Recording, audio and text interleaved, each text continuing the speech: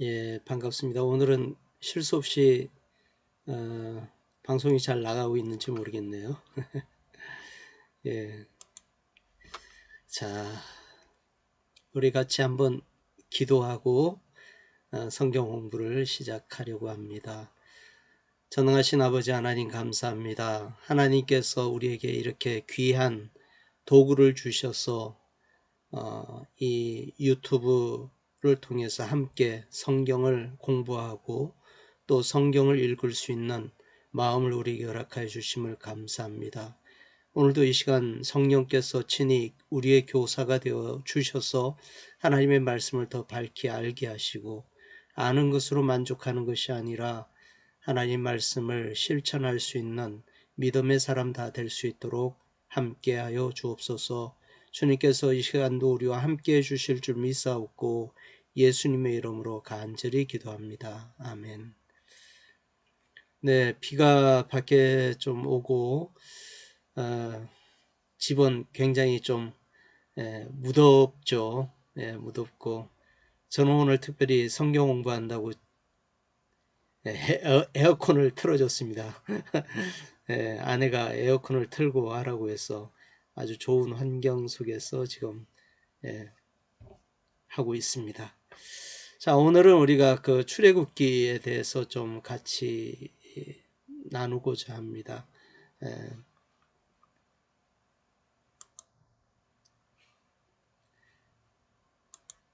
네. 자, 출애굽기를 함께 공부하기 전에 일단 출애굽 과정이 그리고 그 뭡니까 시내산에 관해서 사람들이 여러 가지 설이 있습니다. 그게 뭐냐면은 현재 그 시나이 반도에 있는 여기죠. 시나이 반도에 있는 그 시내산이 진짜 시내산이 아니라는 얘기가 많이 있고요. 또 일반적으로 우리가 홍해 이쯤을 건넜을 것이다 이렇게 생각했지만 보니까 이쪽이 아니고 이쪽 부분이 맞을 것이다라는 고고학적 어떤 자료들이 계속 나오고 있습니다. 또 신해산은 여기 어디 부분에도 신해산이라는 얘기도 있고요. 그래서 오늘은 그 우리 한국의 그 김성학 박사라고 원래 이분이 한의학 그러니까 박사였죠. 한의학 박사였다가 그 이 어디죠? 아라비아 메카, 예, 메카라는 곳에 가서 어, 그 메카의 주지사의 어떤 그 주치가 돼 갖고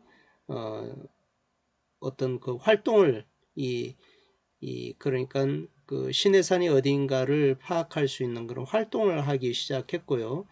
여기에 대해서는 좀 가면서 얘기하겠습니다만 신해산이 여기 이집트 이 시나이 반도에 있는 신해산이 아니라 다른 곳에 있다라는 것을 이제 그 전에도 물론 이런 얘기가 나왔습니다만 더 명확하게 얘기가 되어지고 있습니다. 자, 일반적으로 우리는 그 모세가 이렇게 해안도로를 따라 이스라엘 백성들을 인도했다 이렇게 얘기하거든요. 그래서 여기가 시내산이고 이래서 가데스 바냐에서 38년 동안 방황하고 1세대는 죽고 2세대와 1.5세대와 2세대가 남아서 모압 평지로 가서 이렇게 여기 이쪽 부분이겠네요. 그 요단강을 건넜다 이렇게 이제 얘기를 하는데 이 김승학이라는 그 박사님이 지금 장로님이 되셨습니다만 떨기나무라는 책을 썼어요. 밑에 이제 제가 또 말씀드리겠습니다. 근데 그 40년 광야 여정을 잘못됐다 이렇게 얘기하면서 새로운 이야기를 하기 시작했습니다. 그래서 여기 고센 땅에서 이제 모세가 이스라엘 백성들을 이끌고 나와 갖고, 그러니까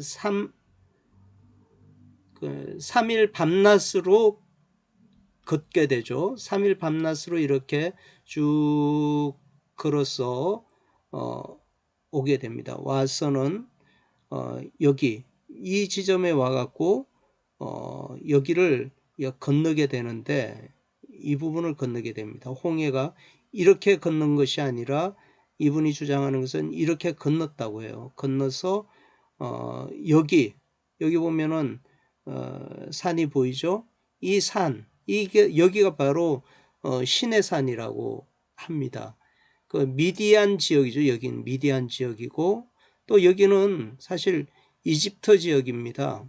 여기 보면은 여기 애굽 시내라고 했죠. 애굽 시내. 애굽 시내까지는, 위는 이스라엘 땅이고 아래는, 그러니까 위는 그때 당시 하면 가나안 땅이죠. 그 아래는 다 이집트에 속해 있는 거죠. 그래서 이집트 땅을, 만약에 여기가 시내산이라면 이스라엘 백성들이 아직도 이집트 땅을, 애굽 땅을 탈출하지 못한 거죠. 탈출하지 못하고 있었던 상황에 놓여 있고, 여기는 미디안 땅이기 때문에 이집트를 벗어난 것을 알 수 있습니다. 다음 그림도 보면은 이제 역시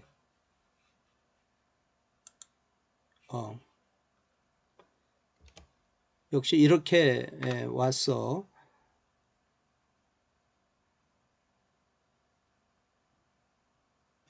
이쪽 지역으로 와서 이렇게 건넜다. 그리고 여기가 아몬드가 많이 나는 독특한, 다른 지역은 아몬드가 없는데 이 지역에만 아몬드가 있다고 해갖고요.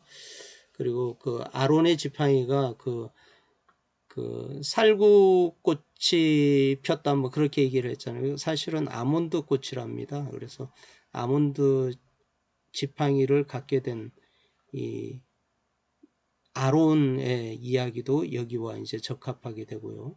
또 이 지역을 이렇게 보니까 어떤 지역이냐면은 뉴웨이바라는 지역이죠. 지금도 이제 도시로 해서 그 해안 도시로 되어 있습니다. 뉴웨이바라는 곳이 이렇게 태적물들이 흘러나와 갖고 이렇게 엄청난, 여의도의 한 10배 정도 되는 엄청난 땅이 이렇게 평지가 되어 있답니다. 그러니까 앞에서 얘기한 이런 곳에는 그 어떤 그 200만 명 이스라엘 그 사람들, 장정이 60만이고 그래서 한 대략 200만 정도 얘기하는데, 200만 정도가 어떻게 함께 머물 수 있는 곳이 없었대요. 없었고 유일하게 이 지역에 볼록 나와 있는 요 지역에 200만 정도, 이 지역이죠. 이 지역 200만이 아니라 그 이상 되는 사람들이 모여서 대기할 수 있는 그런 지역이었다라는 겁니다.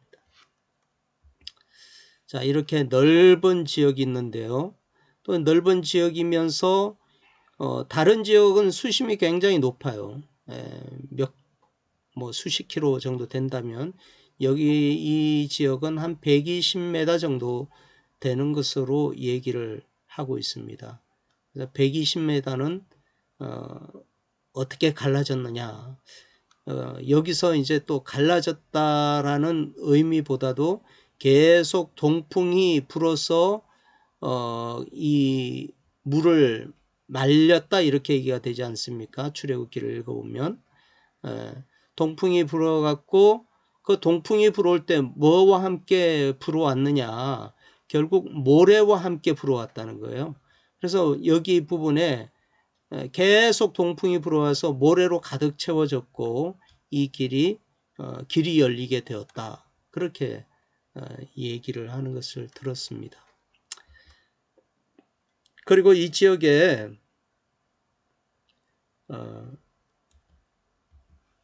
여기 이 부분요, 이 부분에 이제 산이 있는데 이 산의 꼭대기가 다른 산을 보면 이렇게 희끗희끗하지 않습니까? 근데 요 산 정상만 이렇게 새카맣다고 해요. 예, 새카만데 가서 확인을 해보니까 이 돌이 녹아서 새카매졌다라는 겁니다. 그래서 모세가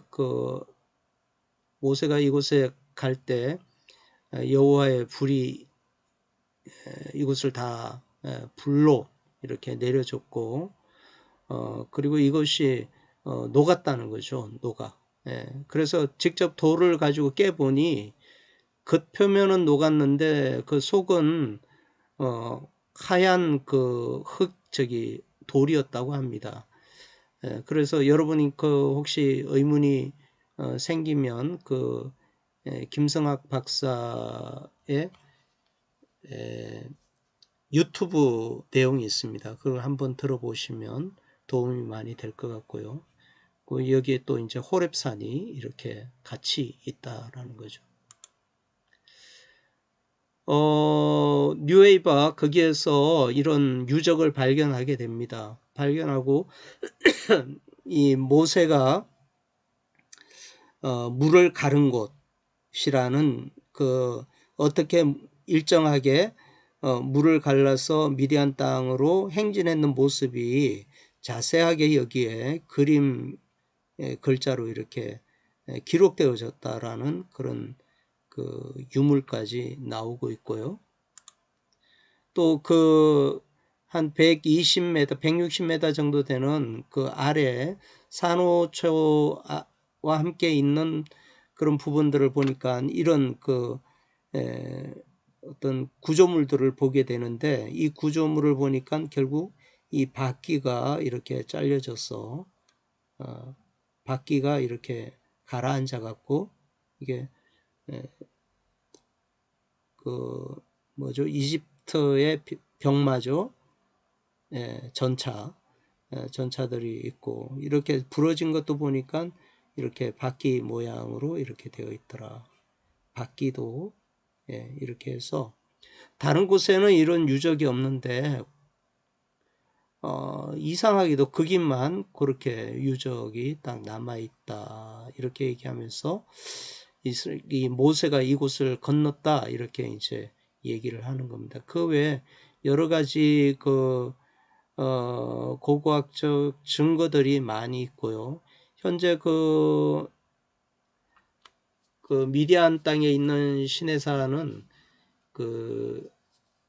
완전히 통제되어서 아무도 들어갈 수 없는 그런 곳이라고 그렇게 얘기를 하고 있습니다. 언젠가는 가볼 수 있는 곳이 아닐까 생각이 드네요.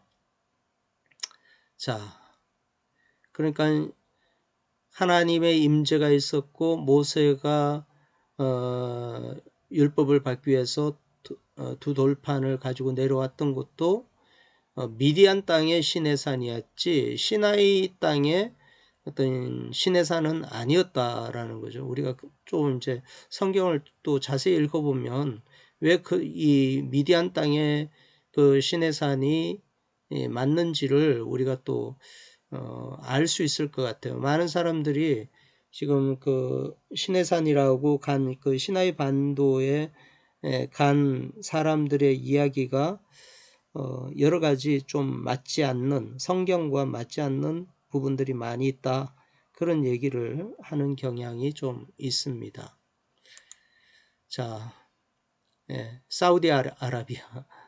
사우디아라비아 주치 김승학 박사 뜰기나무 이 책을 여러분 한번 관심 있으신 분은 읽어보시면 많은 도움이 될 것 같습니다.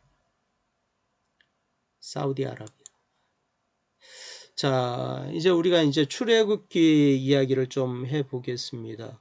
출애굽기는 5가지 이야기로 구성되어 있다 이렇게 생각하시면 되겠어요.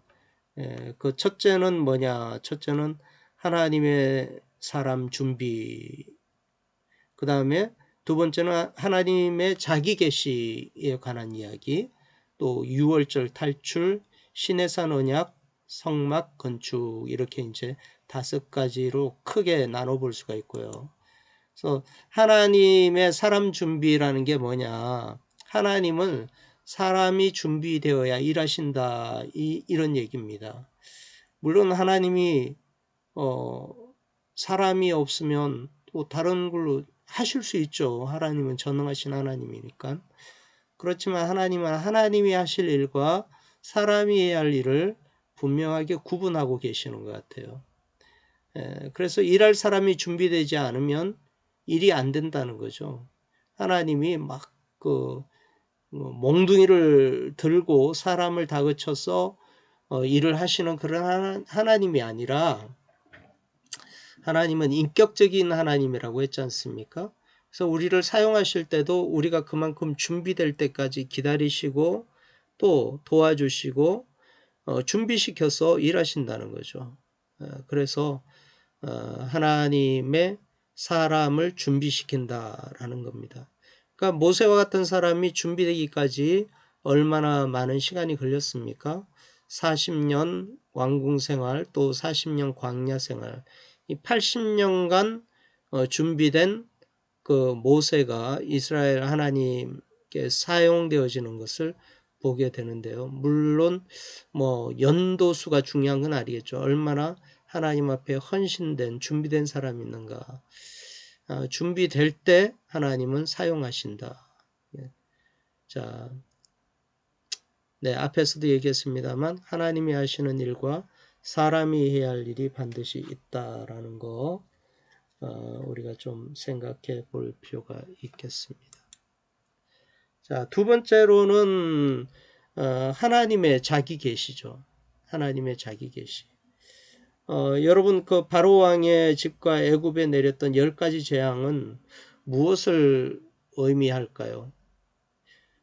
하나님께서 바로하고 싸우는데 10라운드 예? 마치 권투하는 사람들 10라운드를 뛰는 것처럼 엎지락 뒤치락 해가며 겨우 판정으로 이겼다. 이게 10가지 재앙의 의미입니까? 그렇지 않죠. 하나님이 바로왕이나 바로 군대나 죽여버리는 것은 아주 간단합니다. 하나님은 죽이는 것은 얼마든지 할 수 있어요. 그러나 이 사람들에게 하나님이 어떤 분이신지 알리는 데는 시간과 과정이 필요했던 것입니다. 그래서 그 한 대목 한 사건마다 이렇게 말씀하지 않습니까? 너희가 나를 여호와인 줄 알리라. 아멘. 너희가 여호와인 줄 알리라 이렇게 말했어요. 여호와인 줄 알리라 그 말씀은 결국 어떤 사람들이 알기를 원하느냐? 일단은 바로 왕 애굽 백성들이 바로 하나님이 누구신가 여호와 하나님을 알게 하셨다 그런 얘기죠. 또 이스라엘 백성들에게도 하나님이 누군가 알게 했다는 겁니다. 하나님이 어떤 분이신가 알게 했고 또 오늘날 이 성경을 읽는 모든 사람들에게도 하나님이 과연 누구이신가 자기 자신을 보여주고 계시다라는 겁니다.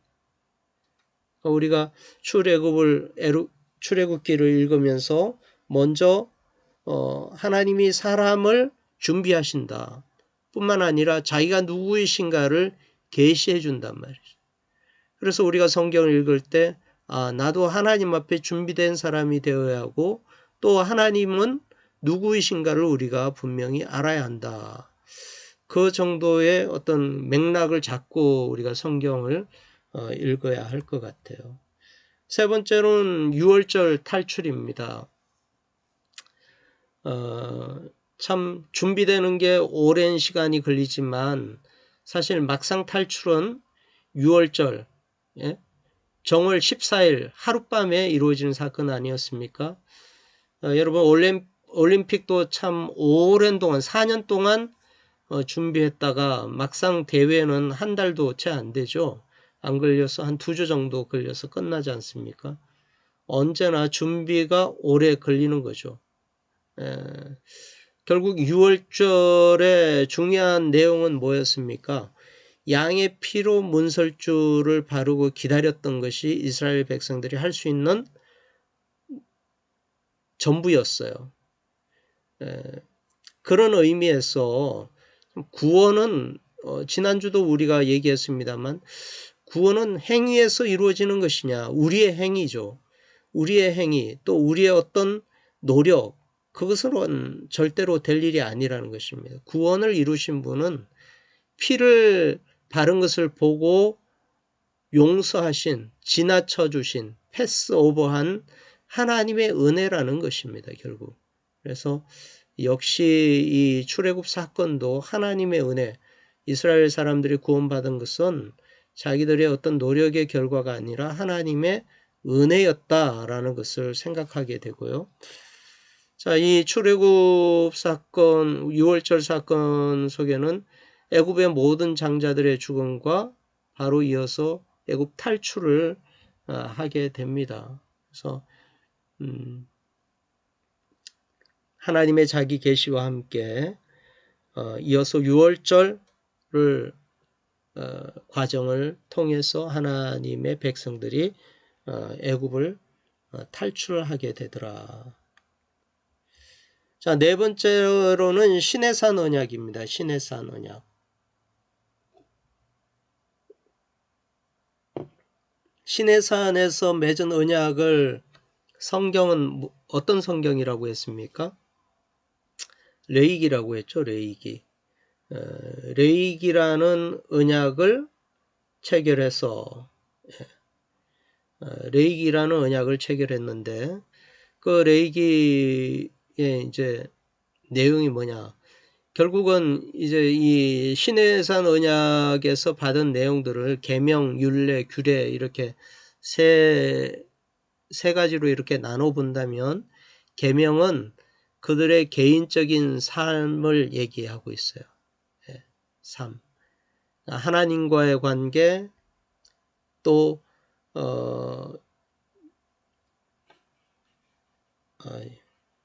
오자네요. 하나님과의 관계입니다. 하나님과의 관계, 또 그 계명에는 사람들과의 관계도 나와 있어요. 율례는 뭐냐? 그들의 사회적 삶, 사람들과의 관계와 여러 가지 어떤 인과관계에 대해서 어떻게 해야 하는가라는 것이 나와 있고, 규례들은 종교적인 삶, 어떻게 하면 하나님께 가는 법을 알 수 있는가. 제사하는 거죠. 제사 규례가 성막에서 제사하는 규례가 이렇게 나와 있는 것을 보게 됩니다. 그래서 모세는 아브라함의 언약을 대처하거나 무효로 만들지 않았다라는 거예요.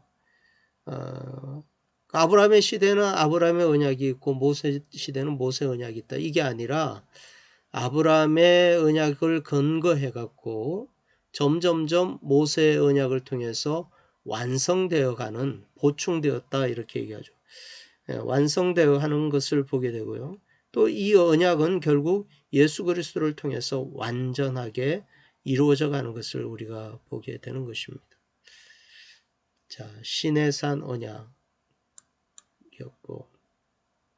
성막을 건축하게 되는데 우리가 성막을 배우는데 몇 굽이시고 뭘 만들고 이런 거 사실 성막 신학도 있고 그런 걸 많이 합니다만, 저는 사실 이 성막의 외형은 그다지 중요한 것이 아니다.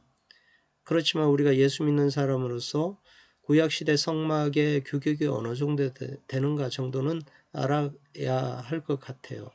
그래서 길이가 50m 정도 되고요. 또 넓이가 25m, 높이가 2.5m입니다. 천으로 이렇게 가림막을 다 되어 있고 바깥들과 성소, 지성소 이렇게 구분되어져 있죠. 제단이 있고요. 물두멍, 손을 씻을 수 있는 물이 여기 준비되어 있습니다. 그리고 성소와 지성소가 이렇게 나눠져 있는데 성소 안으로 들어가면은 왼쪽에 이 금촛대가 있고요. 그리고 여기 떡상이 있고 또 분향단이 있고요. 그리고 이렇게 휘장이 내려져 있고 그 안에 속죄소가 놓여져 있습니다. 법궤 위에 속죄소가 놓여져 있다. 뭐 이 정도 우리가 알면 되지. 뭐 거기에 뭐가 있고 뭐 여기 안에서 대제사장이 1년에 한 번 정도 이스라엘을 대표해서 만나는 장소이기도 했죠. 그래서 저는 이 정도 알면 될 거다 그렇게 생각을 합니다. 너무 어렵게 접근할 필요가 없을 것 같아요. 자, 중요한 건 이거예요. 예. 중요한 것은 우리가 레위기가 어떤 책인가, 무엇을 우리에게 주려고 하는 책인가, 그게 중요한 거지. 뭐 어떤 그 규격이 어떻고 뭘 상징하고 이런 것을 아는 게 중요한 게 아니라는 것입니다. 여러분, 우리가 그 신학자들이 얘기하는 여러 가지 어려운 책들이 많이 있어요. 사실 성경을 읽는 것보다 신학 서적을 읽는 게 때로는 더 어렵고요. 신학교 공부할 때도 대체 이게 무슨 말인가 이해할 수도 없고, 성경을 설명하기 있는 것인데 성경보다 쉬워야 하지 않습니까? 근데 더 어려워요. 참 이상한 일인 것 같습니다. 우리가 가장 권위 있는 책은 성경입니다. 성경을 우리가 가까이 하고 성경을 중심으로 해서 뭐든지 읽어야 하는데, 어떤 그 외부 서적 중심으로 읽다 보면은 성경의 핵심을 놓칠 때가 많이 있습니다. 그러니까 우리가 항상 어떤 그 뭐 여러 가지 책을 읽는 것도 중요하지만 더 중요한 것은 바로 성경을 읽는 것이다. 성경을 이해하는 것이다. 그렇게 생각하시면서 성경을 좀 자세히 우리가 읽어봤으면 좋겠습니다. 자, 여기 출애굽기 19장 5절에서 6절 말씀 있는데요. 같이 한번 읽겠습니다. 시작. 세계가 다 내게 속하였나니 너희가 내 말을 잘 듣고 내 언약을 지키면 너희는 모든 민족 중에서 내 소유가 되겠고 너희가 내게 대하여 제사장 나라가 되며 거룩한 백성이 되리라. 너는 이 말을 이스라엘 자손에게 전할지니라.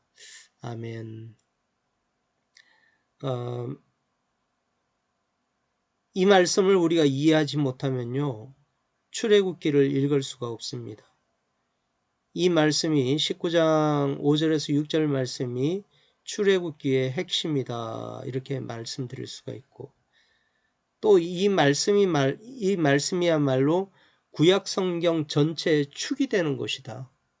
이렇게도 얘기할 수 있습니다. 그러니까 이 말씀이 얼마나 중요한가 우리가 알아야 하겠죠. 자, 간단하게 이게 무슨 말씀이냐.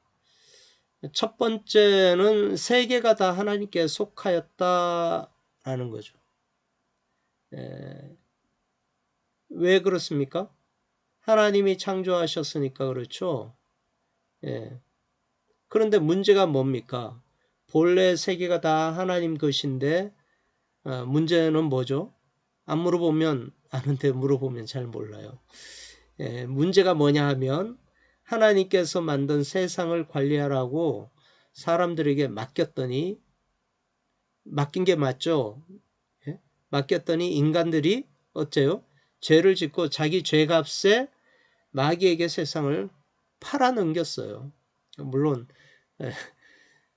유혹에 빠져서 그렇겠지만, 그래서 사탄이 그만 이 세상의 임금이 되어 가지고 세상을 다스리고 있는 상황이죠. 이게 문제인 것입니다. 그러니까 우리가 성경을 공부할 때 문제 파악을 먼저 해야 돼요. 이 온 우주적 역사에 있어서 가장 심각한 근본적이고 본질적인 문제가 뭐냐. 인간들이 세상 관리 책임을 맡아가지고 자기 죄값 때문에 세상을 사단에게 넘겼다 이거예요. 이게 문제다. 그러니까 모든 인간들이 하나님께 등을 돌려대고 마귀와 짝을 하고 또 마귀에게 속해 있고 또 그 마귀를 섬기고 있다. 이게 이제 문제라는 겁니다. 그런 상황 가운데 너희가 세계가 다 내게 속하였나니 너희가 이렇게 얘기했어요. 너희는 누구냐? 우리가 아니고 지금 이스라엘 백성이죠. 신의 산에서 언약을 맺는 사람들, 너희가 애굽 땅 바로의 종되었던 집에서 해방된 너희라는 겁니다. 이 너희에게 내 말을 잘 듣고 내 언약을 지키면 너희는 모든 민족 중에서 내 소유가 되겠고 이렇게 말했어요. 이렇게 말씀했습니다. 자, 내 언약을 지키면 그러니까 하나님은 언약을 지키지 않는 사람과는 하나님이 일할 수가 없는 거라는 거. 그렇죠? 어떻게 여러분 약속을 잘 지키지 못하는 사람들하고 일할 수가 있겠어요? 절대로 그런 약속 지키지 않는 불성실한 사람들은 함께 일할 수가 없는 것입니다. 내 언약을 지키면 하나님이 너희를 모든 민족 중에서 내 소유가 되게 하겠다 이렇게 말씀하신 것입니다.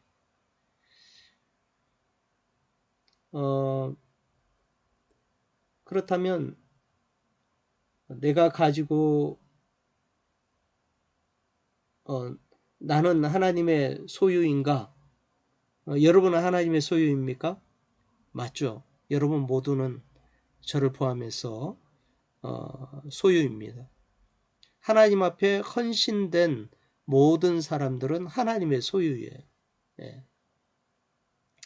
이 헌신이라는 게 우리가 옛날에 헌신 예배 이런 것을 드렸습니다만 그 헌신이라는 게 어떤 한번 이렇게 해서 헌신한 거 하는 것 오늘 밤에 그러니까 주일 저녁 예배 때 헌신 예배를 자주 했었는데 그 헌신 예배로 그냥 땡 이게 아니라 한번 헌신된 사람은 그의 인생 모든 시간이 하나님 앞에 헌신되어진 겁니다. 우리가 그 하나님 앞에 내 인생을 드렸다 이렇게 얘기하다가도 가만 생각해 보니까 하나님이 날 인도네시아나 몽골이나 방글라데시나 이런 데 보내면 어떡할까? 미국으로 보내면 참 좋겠지만 아프리카로 보내면 어떡하나? 그래서 헌신을 못하는 분들이 많이 있습니다. 그렇죠? 그러니까 중요한 것은 하나님이 헌신하지 않는 사람은 마음 놓고 쓸 수 없다는 거예요. 이상하게 들릴 수도 있습니다만 왜냐하면 하나님이 그런 사람 쓰다가는 하나님 나중에 좀 실없는 분이 될 수 있습니다. 왜냐하면은 아이고 힘들어 나 못하겠네 하고 자기가 하던 일을 돌아와 버리면 그게 하나님 욕되게 하는 일 되지 않겠습니까? 자, 그러니까 하나님이 쓰시고자 하는 사람은 내 언약을 지키며 하나님 앞에 헌신된 사람이 되어야 한다. 여기 보니까 너희가 내게 대하여 제사장 나라가 되며 이렇게 되었어요. 너희는 모든 민족 중에 내 소유가 되겠고 너희가 내게 대하여 제사장 나라가 되며 이렇게 얘기했습니다. 여기 모든 나라는 물론 당시에 바벨론, 아수르, 아람, 두로, 모압, 암몬, 에돔, 블레셋, 애굽, 구스 오늘날 와서는 우리 한국, 미국, 중국 할 것 없이 세계가 다 내게 속하였는데 이스라엘 백성 너희가 내 말을 잘 듣고 또 내 언약을 지키면 열국 중에서 1차적으로 내 소유가 되고, 그리고 너희가 내게 대하여 제사장 나라가 된다는 말이 말씀이죠.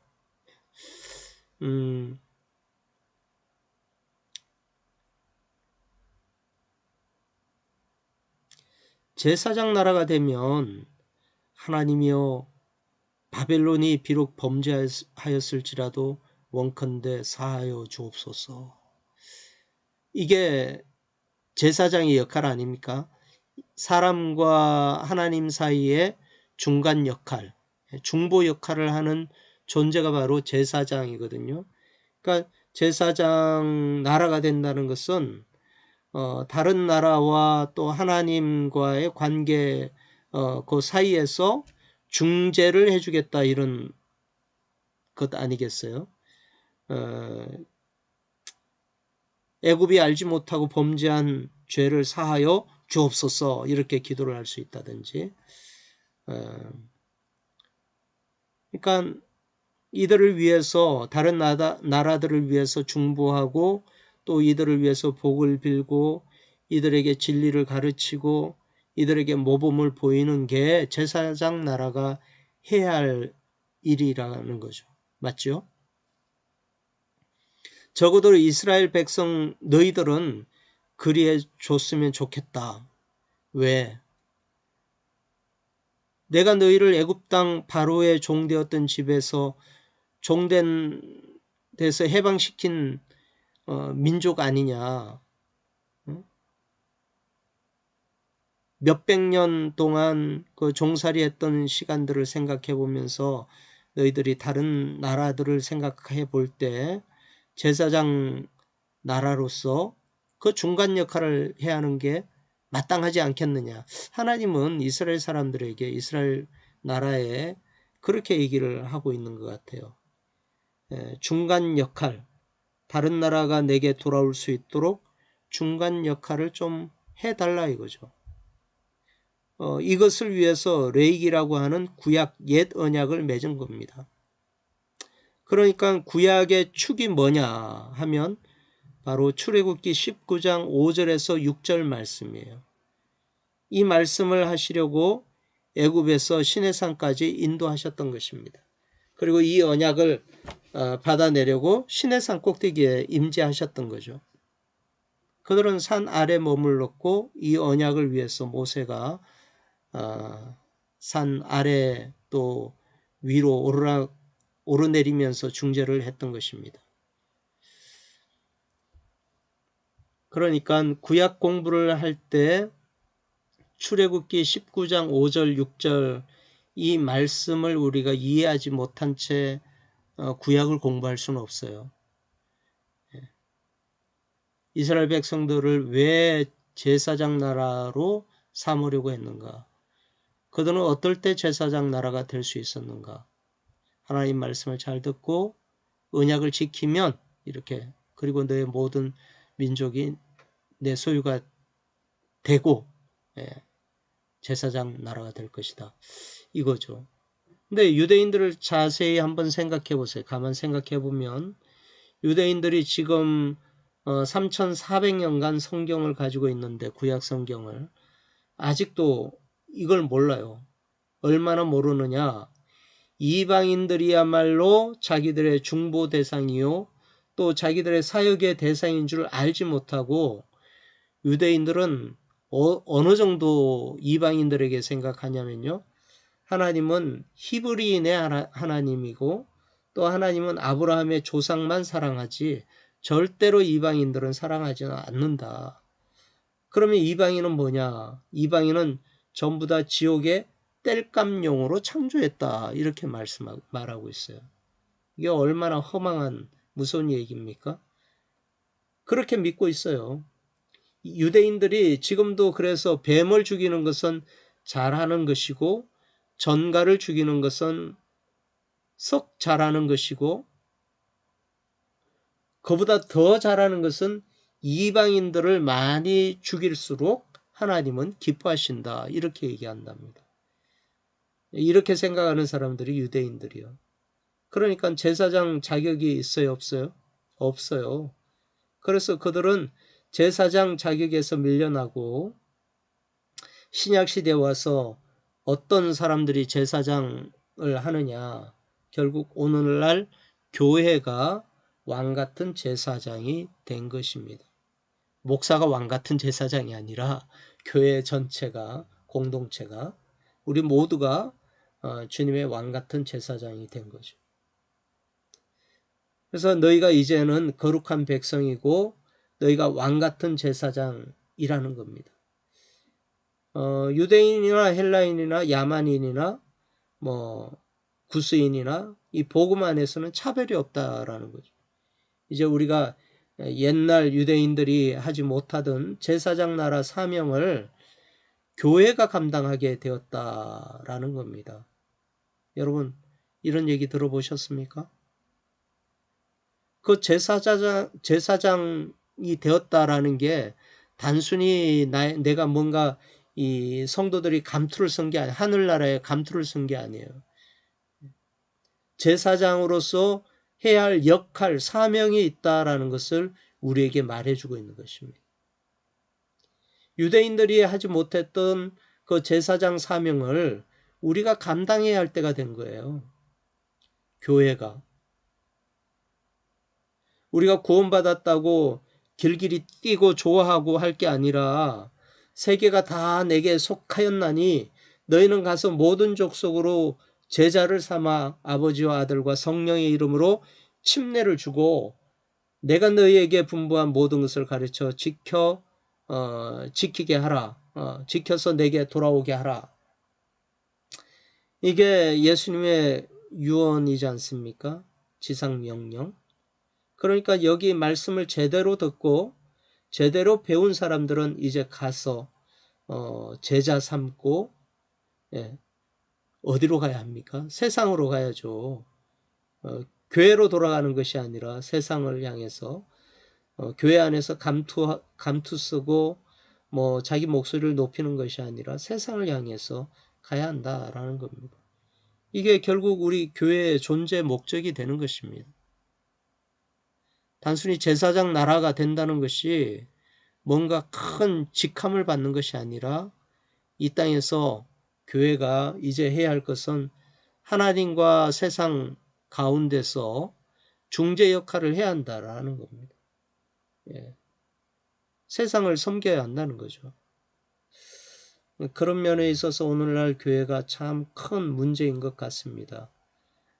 큰 교회일수록 이런 것에 더 크게 기여해야 하고 해야 할 일임에도 마땅하고 교회가 크면 클수록 마치 자기 그 왕국처럼 만들고 있는 것을 보면 참 하나님이 얼마나 슬퍼하실까 그런 생각이 듭니다.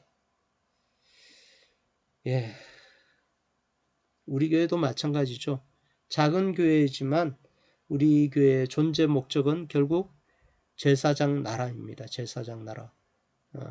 하나님의 말씀을 잘 듣고 그 말씀 언약을 잘 지키면서 하나님의 소유가 된 것을 분명히 알았다면 하나님께서는 우리를 제사장 나라 삼으셔서 그 역할을 하기를 원하신다라는 것.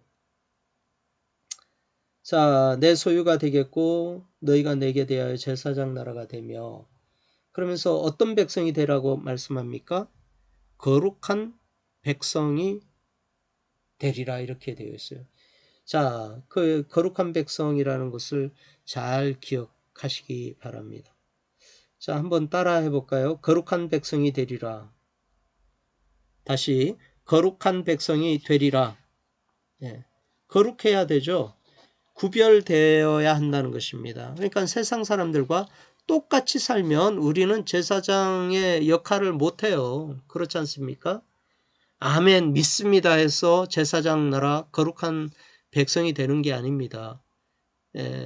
구별되어야 합니다. 세상 사람들과 다른 가치관을 가지고 살아야 하고요. 다른 윤리적 도덕관을 가지고 살아야 하고 다른 그 어떤 삶의 패턴을 가지고 살아야 한다는 것. 세상 사람들하고 똑같이 돈만 밝히고 돈을 따라가는 건 큰 문제가 있는 거죠. 그래서 우리가 세상 사람하고 달라야 하고 그래야 전도를 하지 않겠어요? 예. 그래가지고 우리는 세상 사람들과 똑같이 해서는 안 된다. 우리 교회가 개척교회로서 일단 그런 마음가짐이 필요한 것 같아요. 똑같은 교회가 되어서는 안 되겠다. 물론 잘하고 있는 교회도 참 많습니다. 그런 교회를 비난하려고 하는 것은 아니고 우리가 정말 하나님 말씀대로 거룩한 백성이 되려면 세상과 구별된 그런 삶을 우리가 살아야 한다는 거죠. 우리가 성경을 읽고 성경을 배우고 또 설교를 듣는 것은 무엇 때문입니까? 충분히 하나님의 뜻을 알고자 하고 또 그 말씀대로 순종하고자 하는 이유가 아니겠어요? 진정으로 하나님 말씀이 깨끗하게 들릴 때, 명료하고 명쾌하게 들리기 시작할 때 그때 사람들이 움직이더라는 것이죠. 네. 한 주일에 한 번 설교 듣고 그것으로 만족하는 사람들은 하나님의 어떤 그 도구로서 거룩한 백성으로서 바르게 살 수가 없어요. 예. 그러니까 우리가 매일 하나님 말씀을 묵상하고 읽으면서 성령께서 우리의 교사이기 때문에 성령님 우리가 어떻게 하면 좋을까요? 오늘 하루도 어떻게 살면 될까요? 이런 그 고민이 우리에게 필요한 것 같습니다. 그렇기 때문에 여러분 이 출애굽기 19장 5절에서 6절 말씀을 또 한 주간 한번 생각해 보세요. 하나님의 이 중요한 말씀입니다. 구약의 근간을 이룰 수 있는 말씀이죠. 세계가 다 내게 속하였나니 너희가 내 말을 잘 듣고 내 언약을 지키면 너희는 모든 민족 중에서 내 소유가 되겠고 너희가 내게 대하여 제사장 나라가 되며 거룩한 백성이 되리라. 너는 이 말을 이스라엘 자손에게 전할지니라. 네. 제사장 역할을 할 준비가 다 되셨죠? 그리고 세상에서는 또 우리가 거룩한 백성으로 살아갈 준비가 다 되어 있으리라고 생각합니다. 자, 이제 8시 18분이네요. 8시 18분인데 우리 한번 성경을 짧은 시간이지만 30분까지 함께 읽고 따라가기 힘드신 분은 그냥 귀로 들으시기 바랍니다. 지난주는 제가 이렇게 세팅을 잘못해서 소리가 왕왕 울렸었나 봐요. 그래서 지금은 안 그럴 것 같아요. 그리고 나머지 자료는 제가 우리 카톡방에다 올려놓을 테니까 그걸 켜고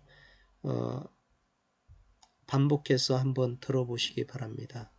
한번 들어보겠습니다.